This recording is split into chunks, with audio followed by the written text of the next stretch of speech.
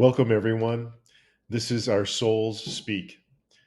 We're in constellation in divine space. We convene with our souls to listen, share, and explore. Our Souls Speak, a podcast where together with our guests, we embody the soulful principles of oneness and sourceness. Welcome to this episode of Our Souls Speak. I'm honored to introduce our guests for this episode, Lorie Dechar and Benjamin Fox. Lorie, you are an acupuncturist and therapist committed to bringing the art of alchemy and soul healing back into the modern world. Benjamin, you are a professional counseling astrologer, spiritual director, and community builder. Together, you have co-founded and created an international healing and learning community called A New Possibility.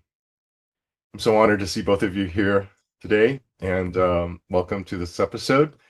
Your topic today is healing in community. How did you begin, or the art of possibility together, the community you've created? Lorie, do you want to speak to A New Possibility, or?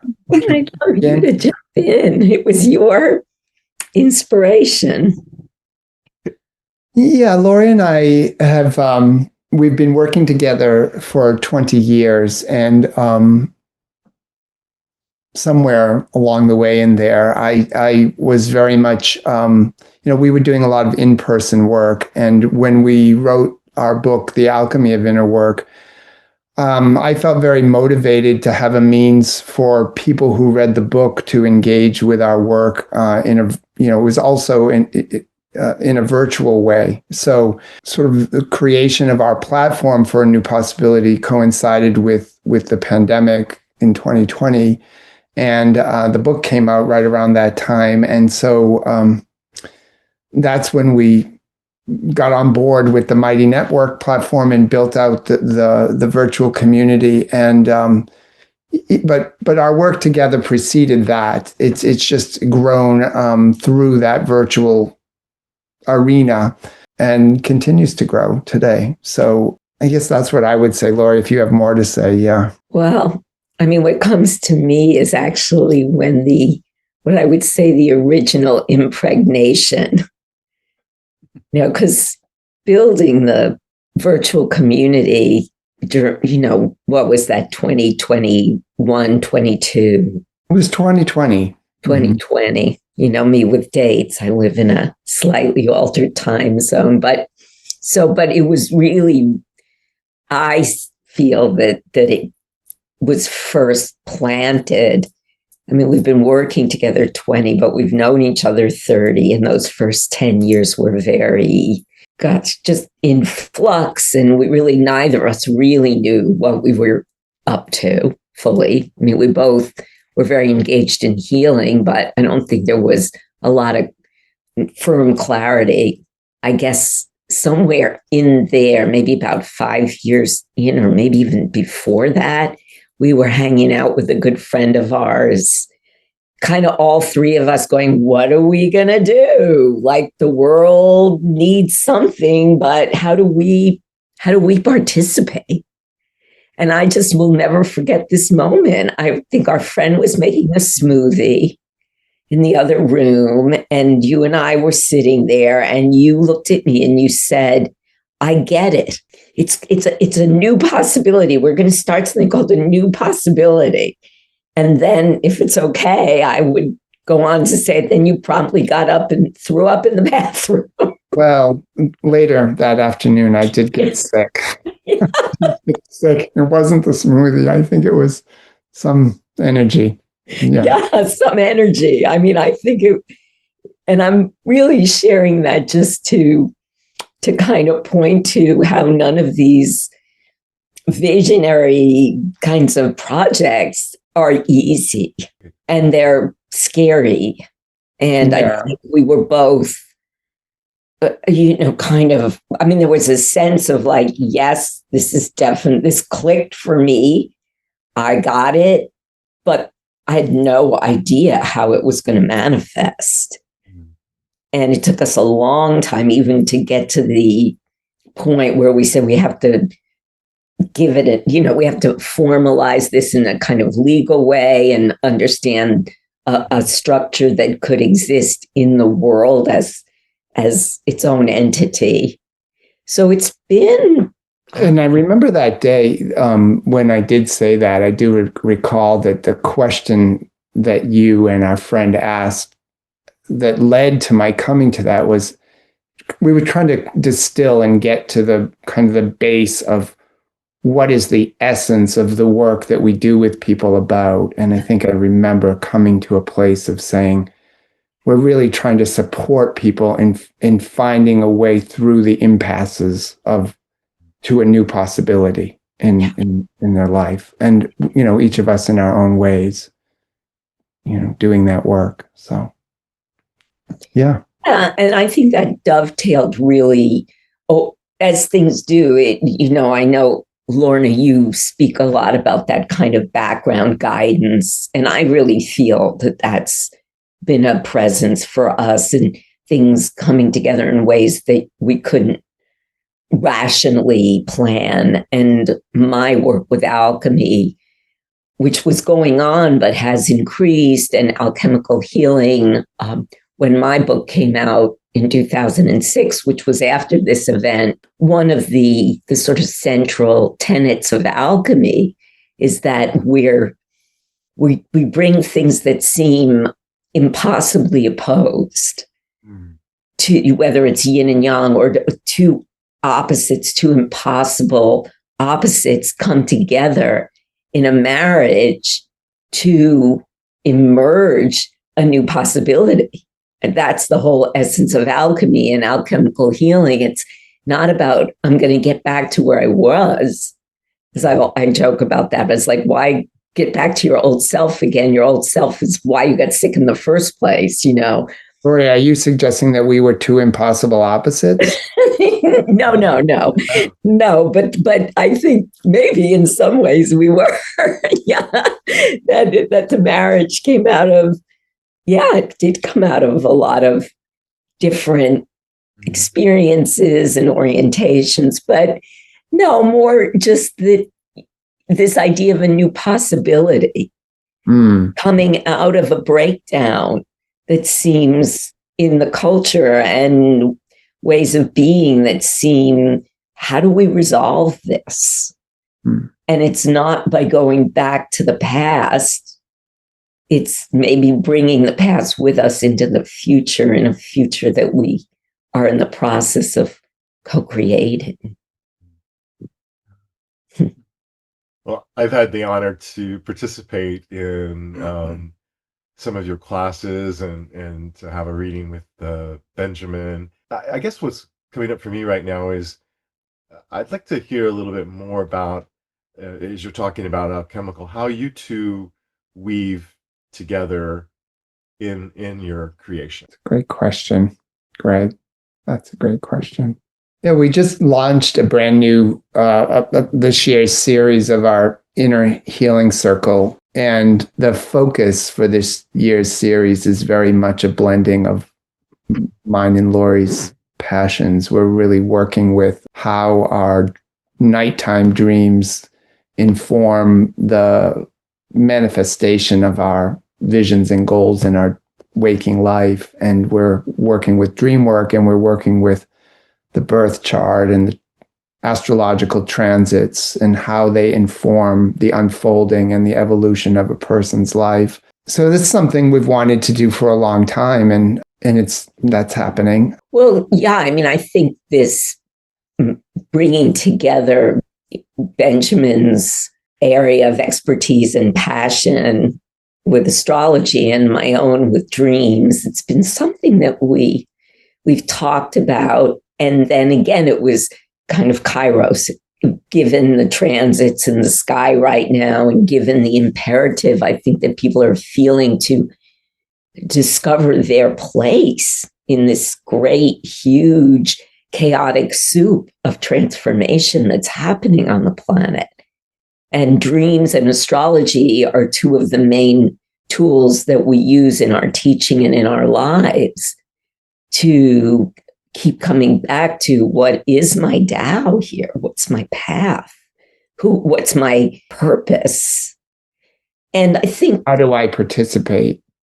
yes, and that participate, Benjamin, I think brings us to the topic. It's for both of us. It's the new possibility really is, how do I discover my own unique internal spiritual illumination, my own, whatever you call that, enlightenment, Christ consciousness, that spark of spirit in me that's unique, and my endowment and my ancestral inheritance. But how do I not do that in isolation, but how do I do that in a community with others who are also committed to that inner work? Because I think that the end point of mental consciousness and the consciousness that we've been kind of at an impasse with is this isolation. Okay, I'm going to do my inner work, and I'm going to do all these different things to find my own best possible expression of self, but that's not where the healing is now. And I think that's why we both are so, the foundation of all our work really is healing in community, whether it's a new possibility or all the different communities we're connected to, or the entire ecosphere. We're in a community. And I guess our relationship is also, it's healing in community. I mean, the work that Lorie and I have been engaged in and have developed over the past 20 years, 30 years, 20 years, really in a concerted way, is very much rooted in our own personal growth and the growth that we've realized in our relationship. It's informed everything that we do with others. So, and it continues to.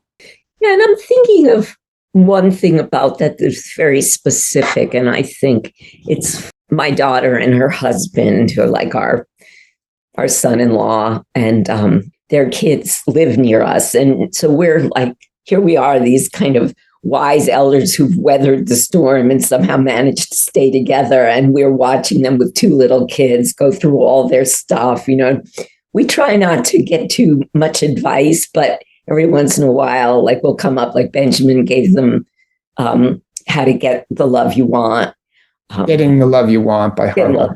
Yeah, Harville. And you had such a great, you said, I told them, I said, read one page a day to each other.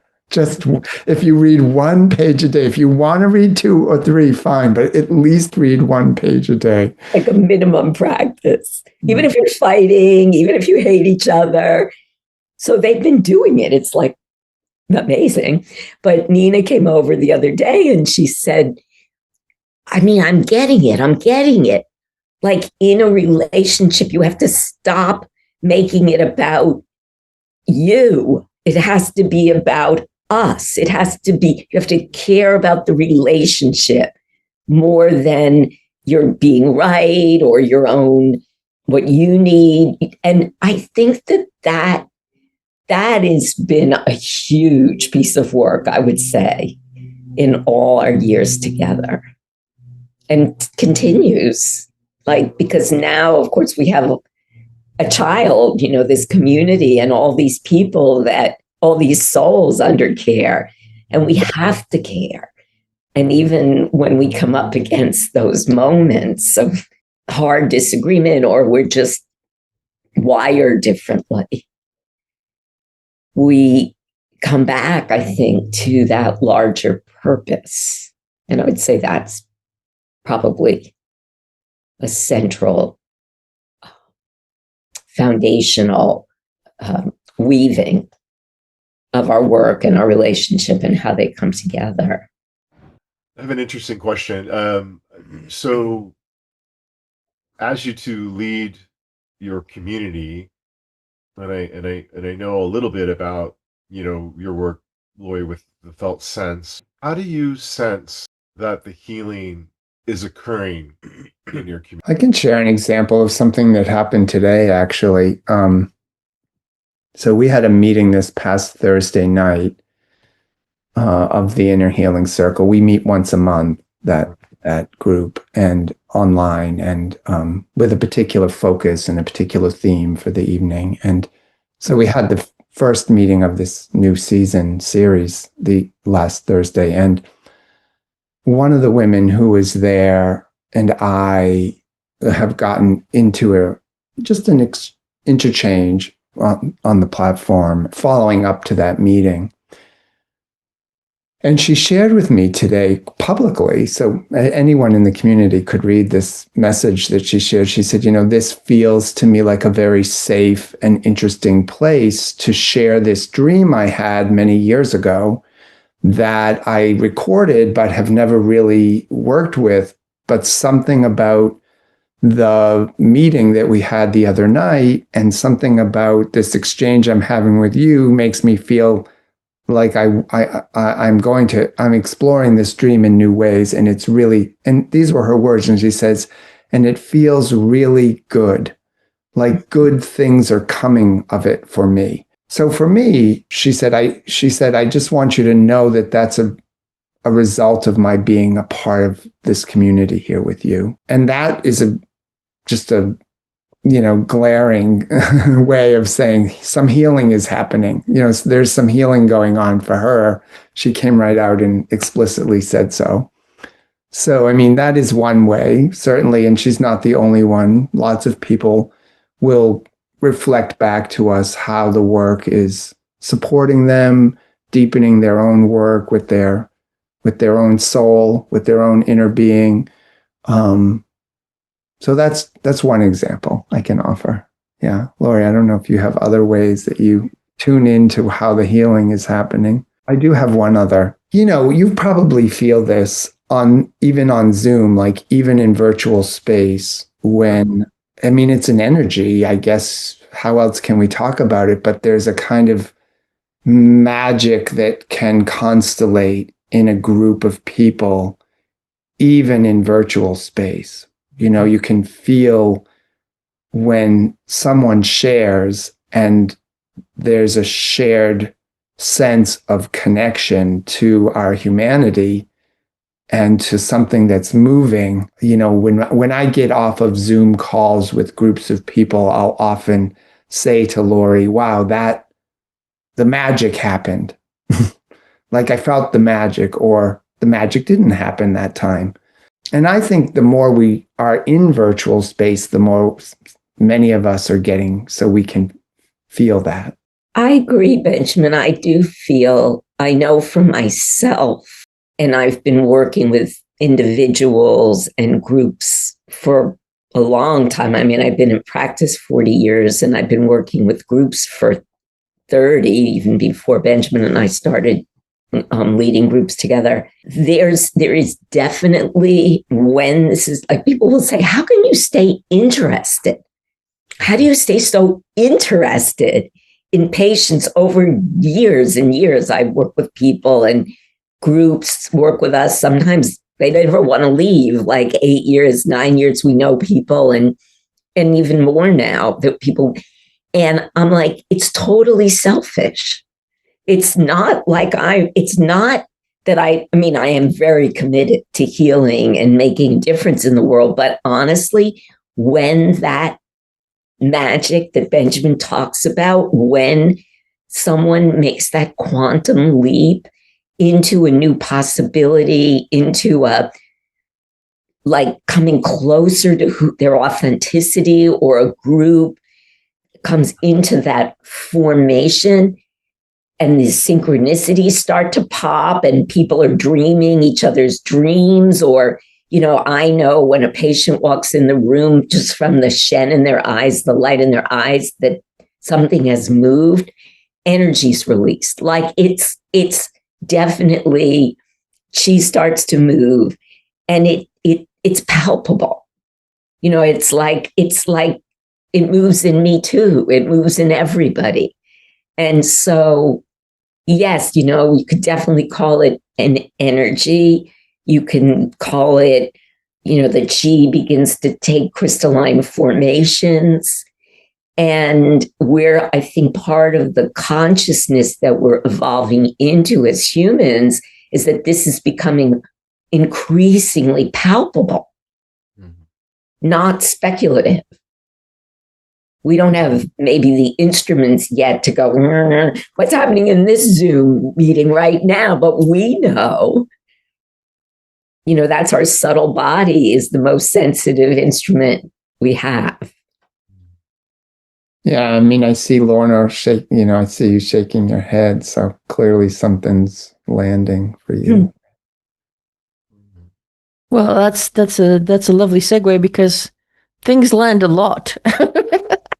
And one of the things that really intrigued me about what you were saying there was this desire to assist people who've gone within but are stuck.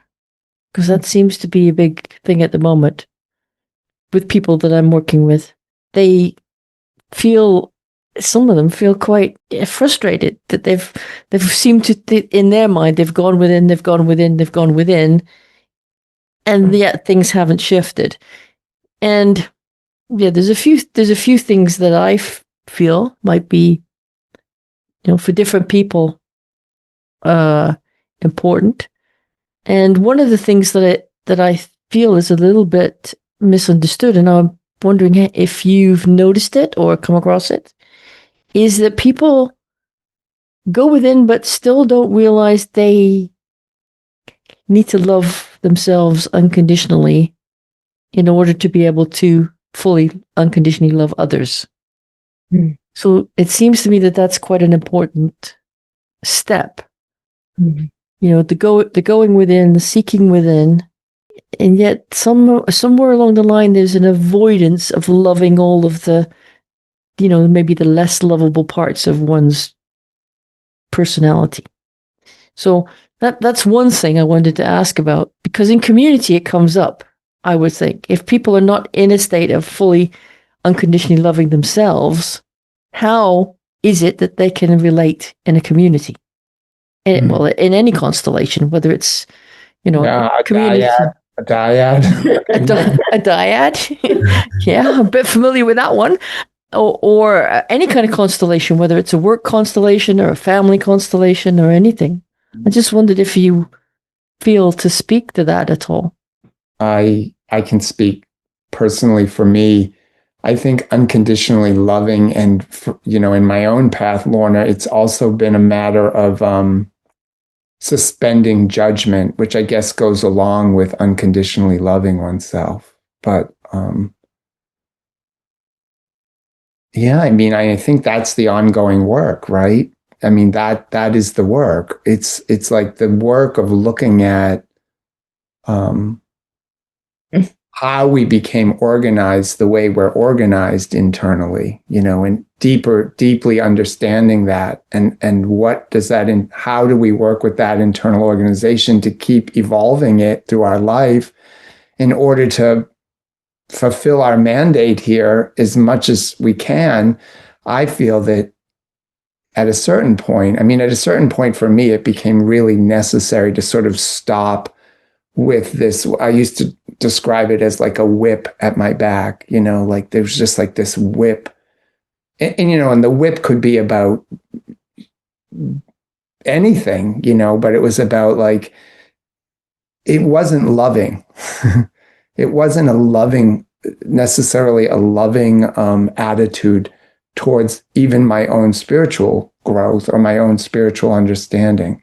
It was a kind of demanding, judging, never good enough kind of attitude. So I think that that's really what you're bringing forward is really significant. And I think it is a really important piece of doing healing work. Yeah, I'm really sitting with that question, Lorna, because obviously the very first step of any kind of internal alchemical shift or inner work, Benjamin knows I say this all the time, but it's a quote from a Taoist text, and they say, once you turn the light around, which is, light of awareness, everything in the outer world, everything in the world is also turned around.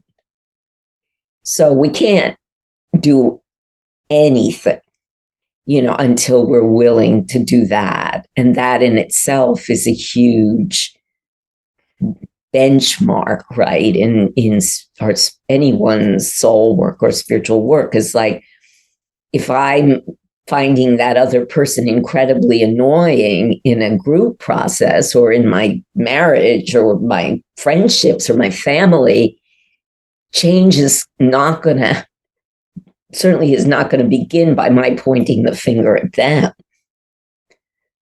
I mean, that doesn't mean that when there's abuse or actual violence that endangers me or is, violent to me, that doesn't mean I'm not going to remove myself from it. But I still have to look at, okay, what do I need to do in order to not put myself there? So I think the beginning is what you're saying, all these people who are looking in, but then when the stall out is what you're talking about.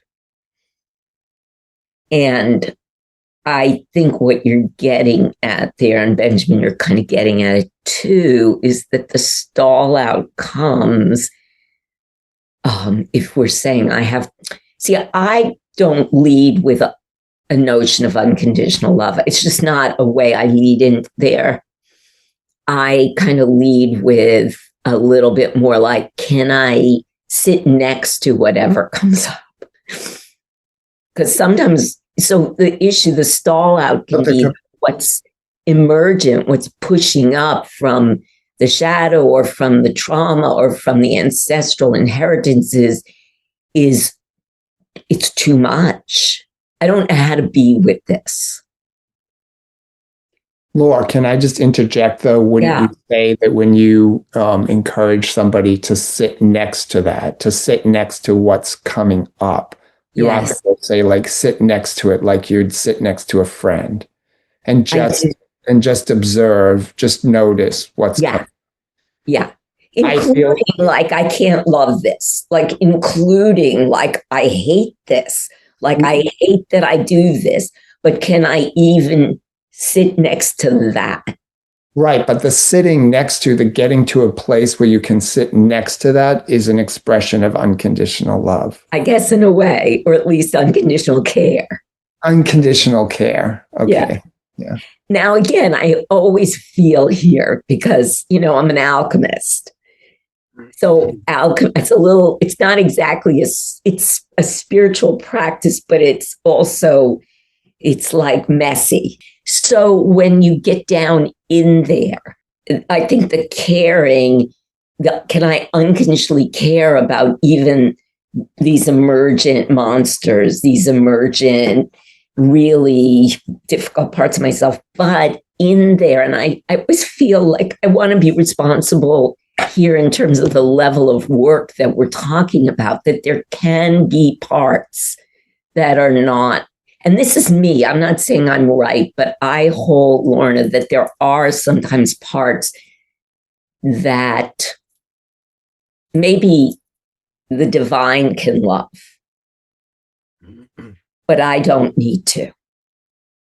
Now, I'm not, in myself, that's not an issue, but I've worked with people where the trauma, the abuse, the ancestral toxicity is so great that I like to just, it's almost like a little caveat on the side there when we start talking about unconditional love. Like, there are places where you have to call in Mahakala, like, no, like, that gets put somewhere else where some other greater being or deity than me can have that unconditional acceptance and care.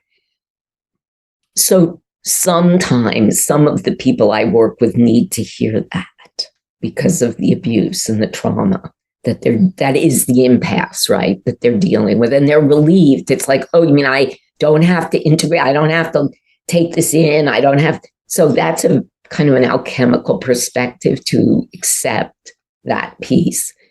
But otherwise, yeah, Benjamin, I think in a way you're right, like the sitting next to whatever it is. And can I sit next to it with them is a form of unconditional care and love. Totally resonate with what you're saying, both of you saying. Certainly have met people in my life that wouldn't choose to go there for whatever reason. Had this community for a while, and it's thriving, and it's it's obviously growing. And I wondered, so it goes back to your example that you gave, Benjamin, about the woman expressing her feelings of safety. Yeah. And so, yes, she expressed the feeling that she felt safe. And I just wondered if you were aware of how you radiate or bring the energy, what I would call the energy of safety, into the community, because people are not feeling safe. Generally, a lot of people are not feeling safe right now.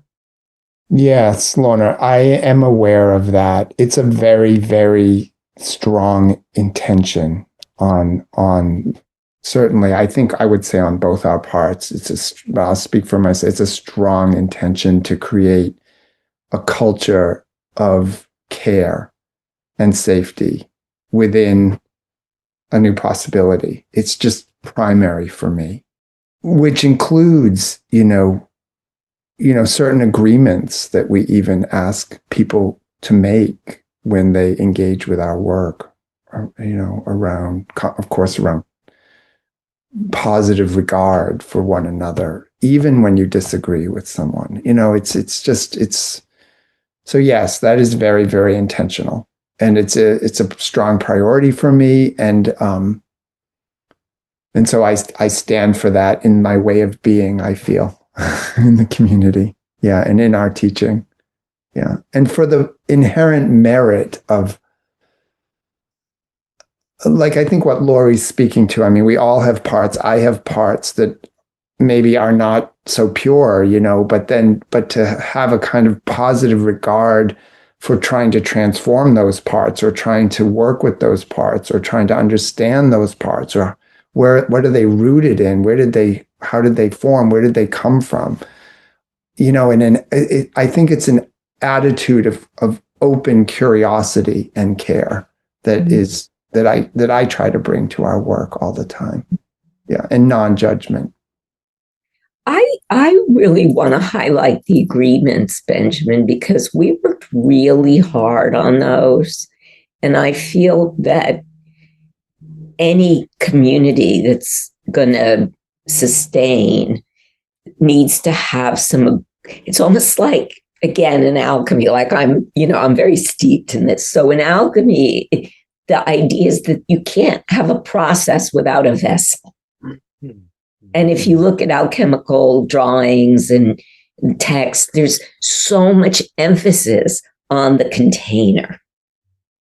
And they had all these different shapes, and they made them out of different things. And, when alchemy started, you couldn't just go to the store and buy a bottle.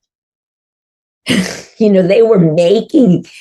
had to blow the glass, they had to make the clay, and they knew how difficult it is, because alchemy is rooted in real experience. Like those glass blown vessels would blow up, or the clay would crack. And that's what we're looking at with the vessel of a community. It's something that's crafted and cared for, and people within it need to feel that there's some safety and even like parameters. And Benjamin and I have a lot of tools to use when the cracks form, but you have to pay attention, because if you're not paying attention, the cracks can destroy an entire group. So we've really looked at what kinds of agreements are we going to ask of people, especially in the mentorship programs where there's a year-long, really intensive work. How do we form those vessels where the transformation can happen? And I would say we've learned from our own mistakes. I mean, I don't think we've had any total explosions with the laboratory hasn't completely blown up. We've definitely had vessels crack. We've definitely had vessels crack over the years. But it's like you say, though, it's a messy, chaotic process. So you're not going to, it's also about, in a sense, preparing people to accept that it's messy. Exactly. You got it. Put your apron on, put your gloves on. That's Yeah, it. I mean, I think if you get into soul work, I mean, and think it's not going to ever get messy, I And mean, just stay in an ashram and look at the wall. It's all beautiful and light, and you know, yeah, yeah. No, I love that. Thank you so much. you. What you were just talking about around the messiness, because what I noticed within myself, and I noticed around the people I spend time with, hoping that I'm helping them in some way, that everything's connected to everything. So if I start to realize things about myself, for example, where I'm acting in a way that isn't unconditionally loving of myself, and I begin to move in that direction, it affects everyone in that I'm in relationship with. And the response in all those relationships isn't, oh, that's wonderful. We love the fact you're adapting. We're going to adapt with you too. So there's how you find this movement between, I mean, this is my language, but claiming sovereignty as in our uniqueness and staying in and being with the relationships that are here and now that may be pulling against that or resisting or fighting and staying and that was sort of my question was, how do you know when to stay with, and how do you know when to let go, and what do those things mean? Hmm. Nice, easy question, Barry. You know, the first thing that came to me is that standing in our sovereignty, that there has to be some flexibility to that. You know, that it isn't a rigid structure, that it's permeable and that it's interactive, and that we're in our sovereignty and yet we're responsive to others and to the environment and to what we're in relationship to, and we have to be. I think what you're saying is that, yeah, I don't think I quite am understanding like what happens in there that informed your question. Maybe, Lorie, maybe you did understand it fully, so you could speak to Barry's question in a way that. I wouldn't mind having it fleshed out a little bit too. Like, I definitely got the thing about when do I stay in my sovereignty, and what I'm understanding is you're asking, when do I kind of be willing to let go of that in order to further a relational issue? But maybe you could say it one more time for both of us. Well, I only became aware in the last couple of years about attachment theory and Mhm. essential. Okay, that's helpful. Right. Yeah, go ahead. Yeah. Come a little closer, Barry. Majority of us are projecting all our unmet needs, and then that realization that I'm doing that then means potentially taking some time or some energy back.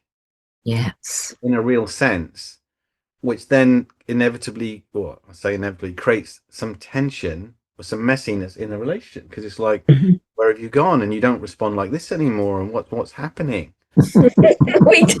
I'm laughing because we literally just went through that. Weekend on that one. We spent the whole weekend on this, quite literally. Okay, that's probably why we didn't understand it. That's probably why we were like, it's too close to home. You're really asking us this. Go ahead, though. Go ahead, Barry. To answer it, I mean, that observation you made around flexibility rather than rigidity is a really useful awareness to have, and that being sovereign doesn't mean hardening and eliminating everything. And equally, you know, a phrase people use a lot with me is, you know, I feel like I can lose myself in my relationships. Mm. And so then claiming ourselves back, but staying in a relationship, and that whole messy process. Got you. It's a great question. That is a great question, Barry. I mean, is it okay to speak right from my own, like the experience of this weekend? Why not?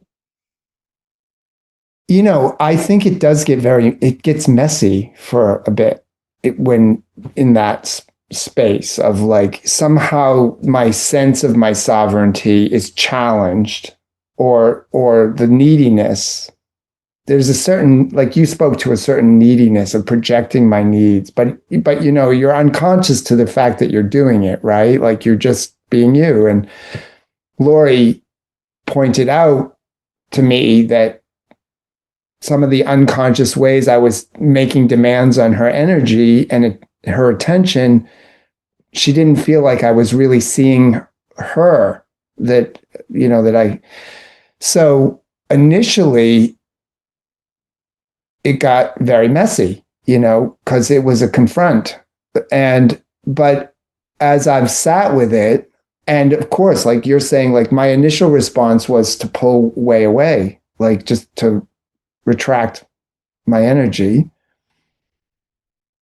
And I think that's maybe it's maybe necessary that you take a little bit of space to reorganize and reorient. I don't know how it is for you. For me, it's necessary. It's not comfortable. I don't think it's comfortable for me. I don't think it's necessarily comfortable for Lorie. But I do feel like on the other side of having literally just come through this experience, that there's a kind of, I think I would describe it as a kind of upgrade to my sense of sovereignty through the experience. Like now I'm more conscious than I was before. And I actually feel a kind of greater sense of my own strength. Like some of those needs that I was unconsciously projecting, I can take care of them myself. And that makes me more whole, more complete. But it's like an upgrade. Yeah. That's what and there's still a piece of work. For me, there's always a piece of work about trusting that I can step back into full relationship, trusting, But I would say getting better. It's so funny, because it's like, I mean, does that address what you were speaking to, Barry? Is that in some way? Come closer. It really does, in you being prepared to actually talk specifically from the first person and feeling you answering that question. Now, I feel like, I'm reflecting back is an impossible question, so I can't unsay it. So funny. We're like, what are you asking? And then it was like, that's what you're asking. And it's very much connected to attachment models, I think, and how, And I think it points to what I see as a really central development in our consciousness, in our way of being human.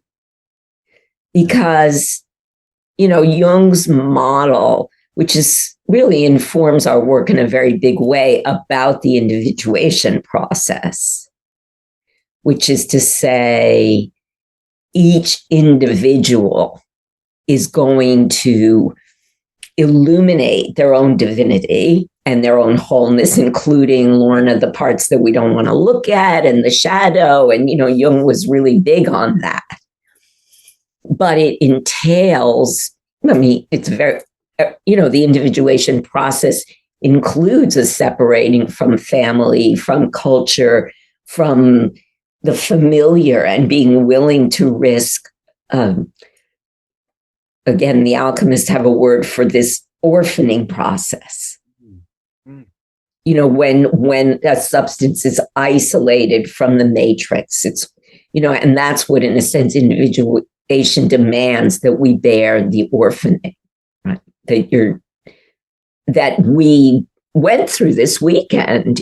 Benjamin's starting a big process of exploration with a group around astrology that's taking his energy and his attention in different directions, and so he wants me to be part of it, but in a way he, like you're saying, you need to also have me not a part of it. I both want to be a part of it, but I'm separate. Then I feel threatened. Is he leaving? There's this, and even after all these years, we're still working with individuating. It's ongoing. It's a lifelong process. And I'm so excited about what he's learning, but but it's still creating big ripples.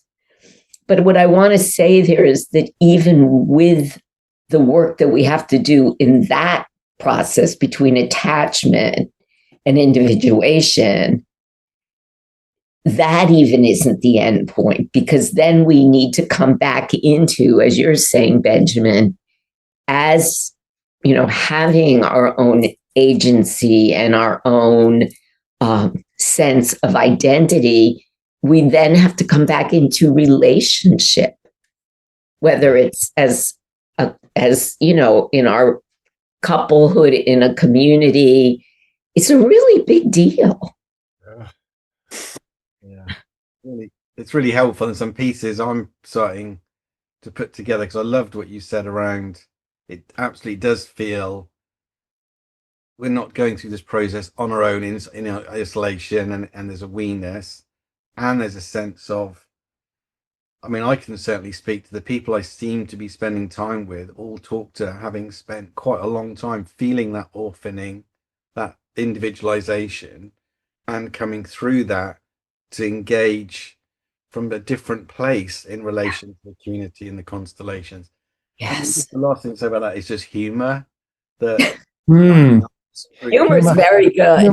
Humor is helpful, right? Critical. I won't mention the two other people, but they're on this call. There's quite a lot going on in what we're doing together, where the eyebrows are going up. Well, and as the demands on your time, and I mean, I know what you guys are undertaking. You're planning a huge event together. It's like as the demands on your time and energy increase. Yeah. It gets hotter. It gets hotter. The flame under the cauldron is way up. Lorna agrees with this. Thank God I'm the sane one in the group. Well, no, the thing about the cauldron is you got to be able to stand the heat. That's the difference of the soul level. Yes. Like the soul doesn't jump out. Like if you can't stand the heat, get out of the kitchen. The soul has no choice.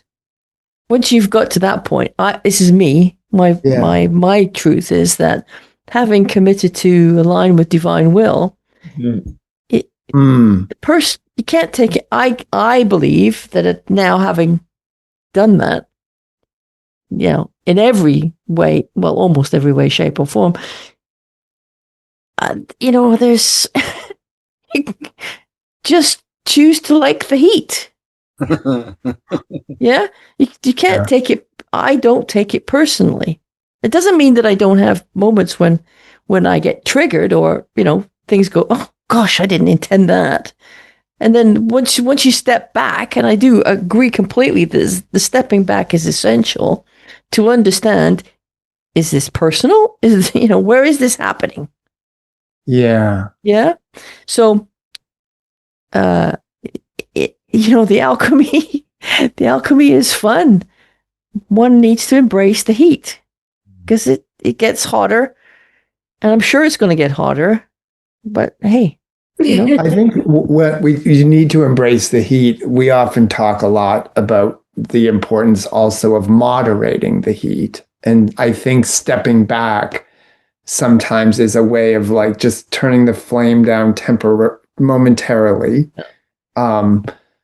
Because if it gets too hot, something could explode and in a destructive way, and you don't want that to happen. So we try to moderate as we can. Yeah. Well, you're absolutely right. I've had that experience myself in the last couple of weeks of ridiculous explosions over ridiculous nothingness. Yeah. And I know, look at that, because it's telling you something. It's always a sign that something isn't aligned. In my language, something's not aligned, or something's been triggered that needs to be cleared, or whatever it is. So you're absolutely right. That hasn't happened too much until maybe since No, maybe the last 2 or 3 months. Well, we're having some big planetary. Oh, well, That's another reason yeah. why we're doing the inner healing circle and what Yes. we're doing, because get ready. The cosmos is turning up. It's going to get hotter. Cosmos. Yeah, whoever's in that cosmic kitchen has got turn it up. Cosmic kitchen is. Yeah, they're cooking up something. That's for sure. Oh, yeah. boy. Oh, Yeah. boy. Lovely stuff. Did you want to say something about the cosmic kitchen, about what's going on? Just in general, I think that might be something. I'm being guided to encourage you to say a little bit about that, because. Well, I mean, there's always something going on in the there's lots going on in the cosmos. True. But I think, without getting too technical about it, the outer planets, Pluto is in the early degrees of Aquarius. Uranus has entered the early degrees of Gemini. Neptune and Saturn are hovering right around the early degrees of Aries. Those planets are all forming a relationship with one another, a configuration, a triangular configuration. In air signs and fire signs, which are considered yang signs, they're considered more active, moving yang signs. And so, we could go on and on about that, but there's a lot of cosmic agitation for change. And Combustion. Air and fire. Yeah, air and fire. It's air and fire. There's a lot of for change and new possibilities. And combustion. Well, because Lorie keeps emphasizing the combustion. Because if you can't bring new things, don't happen unless the old is removed, right? That's exactly fundamental to alchemy, right? Yeah. So let's get combustible. Embrace the combustibility, even if we can't embrace the heat, and channel it. I think it's important that each of us channels that heat and that fire where it needs to be directed in each of our individual lives. Like we each need to have an outlet for all of that energy to define and I think it. That really is a focus of all our programs. Is like whether it's the groups, the inner healing circle that's open to everyone, or the mentoring programs. One we're starting in February that's really for professionals, practitioners, people in healing, or people who are really serious about their own work. Mm-hmm. And I think in everything in your work in the astrology groups, it's really focused on what you just said, Benjamin. It's like, how do I channel this fire? And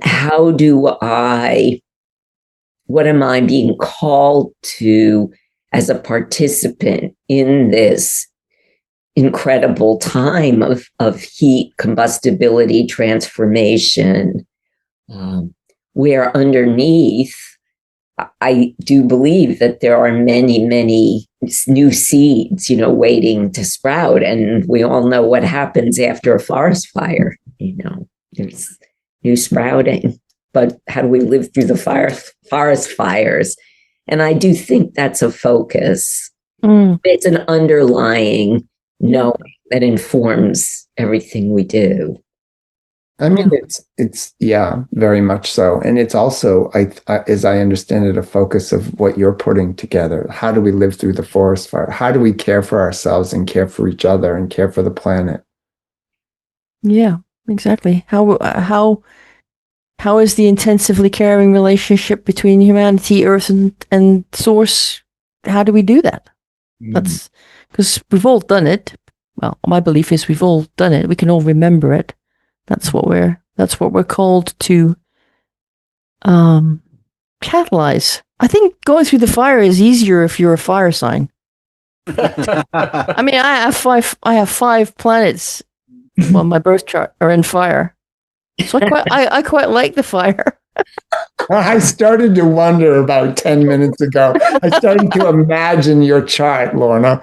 It's like, I like the heat. Bring on the heat. I really Sorry. did. It was like when you said that, I was like, okay, what sign is Yeah, in she? fact, I'm probably not a big fan of water because, yeah, anyway, I'm joking. I'm joking. Yeah, I know Greg's chart, but I don't know the other.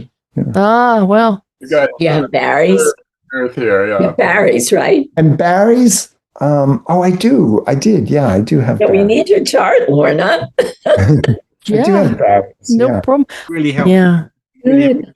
You really helped me join up some things though around Benjamin. You said at the beginning about the love and the trust that people feel, which enables them to express. And then Laura, you talked about the quality of the container, the vessels in alchemy that can hold what's being alchemized.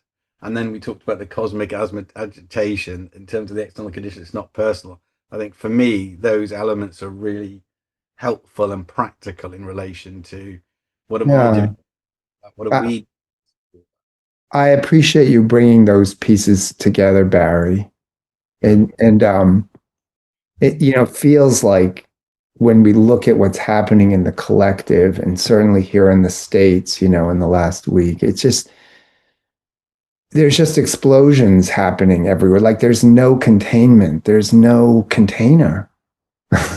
So we need to create safe, stable containers where people can feel safe and practice self-care, non-judgment, self-love, love for one another, caring. And I would add to that, I was just talking to someone about that this morning, that in addition to, like, within the safety, within the creation of sanctuary and safe space, which we really do. I mean, for me, especially with more advanced practitioners, it's also, can I get comfortable? Or not even comfortable. Can I learn to go with these chaotic energies? And there's a story in Chuangzi, who's one of the early Taoist sages, along with Lao Tzu. He has a story about the boatman and the wisdom of the boatman. If you know Chuangzi, you know this story. But the boatman's skill as his enlightenment is that he spent so much time in the river. He knows the river so well that when the boat capsizes and he's spinning in the underworld currents and moving with that, it's just as comfortable as on dry land. And I do think, like, the advanced program, not like first you need the safety, the sanctuary, the containment, and all of that. But within that, I think we all also are being called to develop our ability to tolerate confusion and to surrender to the chaos is necessary, as you've all, in order for something new to come to life, that the new organization arises from that chaos. Mm. And even in an individual healing process, Lorna, like you're saying, a lot of times people are doing all that great inner work and then they get to that place, which is like the mysterious past, the underworld. It's like, how the hell am I going to go through that? And then you back out, right? So can we develop the skills to actually, like we call it confusion tolerance, or not knowing and surrendering the ego in service of these larger processes? So it's always both and. Well, you guys, thank you. Oh, thank you so much. Yeah. So grateful to I you. look forward to meeting in person one day. I hope. Yes. To receive more information about our guests and future events, please visit our website at OurSoulsSpeak.com. We are one.